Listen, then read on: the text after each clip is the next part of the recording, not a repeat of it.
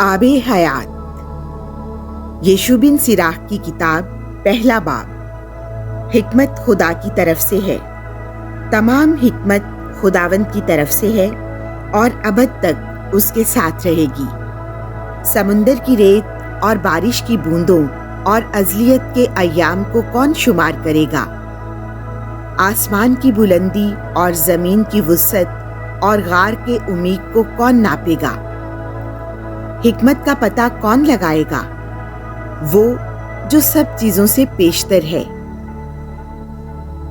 حکمت سب چیزوں سے پہلے پیدا کی گئی اور دانائی کی فہمید ازل سے ہے۔ خدا کا کلمہ بلندی میں حکمت کا چشمہ ہے اور ازلی احکام اس کی راہیں ہیں۔ حکمت کی جڑ کس پر ظاہر ہوئی اور کس نے اس کی مشورتوں کو جانا؟ حکمت کی معرفت نے کس پر تجلی کی اور اس کی آگاہی کی کثرت کو کس نے سمجھا؟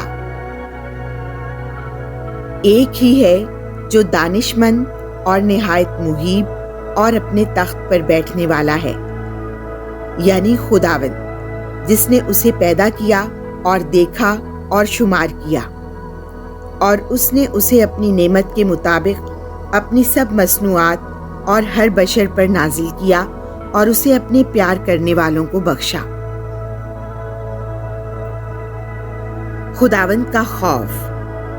خداوند کا خوف عزت اور فخر اور سرور اور فرحت کا تاج ہے۔ خدا کا خوف دل کو خوشی دیتا اور سرور اور فرحت اور ایام کی درازی بخشتا ہے۔ جو خداوند سے ڈرتا ہے وہ اپنے انجام میں خوش دل ہوگا اور اپنی موت کے دن مقبولیت پائے گا۔ خداوند کی محبت معزز حکمت ہے، اور جنہیں وہ دکھائی دیتی ہے وہ اس کا دیدار پا کر اسے پیار کرتے اور اس کی عظمتوں پر غور کرتے ہیں۔ خداوند کا خوف حکمت کا شروع ہے اور رحم میں مومنوں کے ساتھ ڈالا گیا، اور اس نے اپنا آشیانہ قدیم سے ایماندار آدمیوں کے ساتھ قائم کیا اور اپنے آپ کو ان کی اولاد کے سپرد کیا۔ خداوند کا خوف معرفت کی عبادت ہے۔ عبادت دل کو قائم رکھتی ہے اور اسے پاک کرتی ہے اور سرور اور فرحت بخشتی ہے۔ جو خداوند سے ڈرتا ہے وہ خوش دل رہے گا اور اپنی وفات کے ایام میں مقبولیت پائے گا۔ خداوند کا خوف حکمت کی کمالیت ہے، وہ اپنے پھلوں سے مدہوش کرتی ہے۔ وہ اپنے سارے گھر کو مرغوب چیزوں سے اور اپنے انبار خانوں کو خزانوں سے بھرتی ہے۔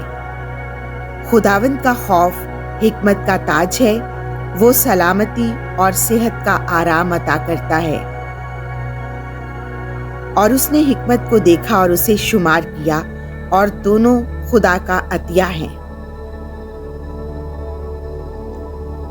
حکمت معرفت اور فہمید کا علم بانٹتی ہے، اور جو اسے قبضہ میں لیتے ہیں ان کی عزت کو بلند کرتی ہے۔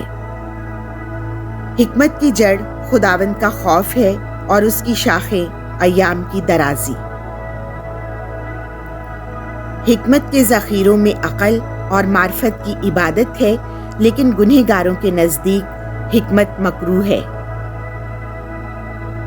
خداوند کا خوف گناہ کو ہنکا دیتا ہے۔ یہ ممکن نہیں کہ گنہگار آدمی کا غصہ پاک سمجھا جائے، کیونکہ اس کے غصے کا بوجھ اسے گرا دیتا ہے۔ صابر مرد کچھ دیر تک برداشت کرتا ہے، پھر اس کی خوشی بحال کی جاتی ہے۔ عقل مند اپنی بات کو تھوڑی دیر چھپاتا ہے، اور ایمانداروں کے ہونٹ اس کی عقل کی تعریف کریں گے۔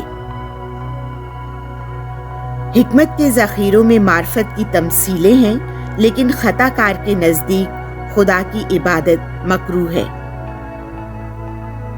بیٹا، اگر تو حکمت کی خواہش کرتا ہے تو اس کے حکموں کو مان، اور خداوند اسے تجھے عطا کرے گا، کیونکہ خداوند کا خوف حکمت اور تادیب ہے، اور اس کی خوشنودی ایمان اور حلیمی میں ہے۔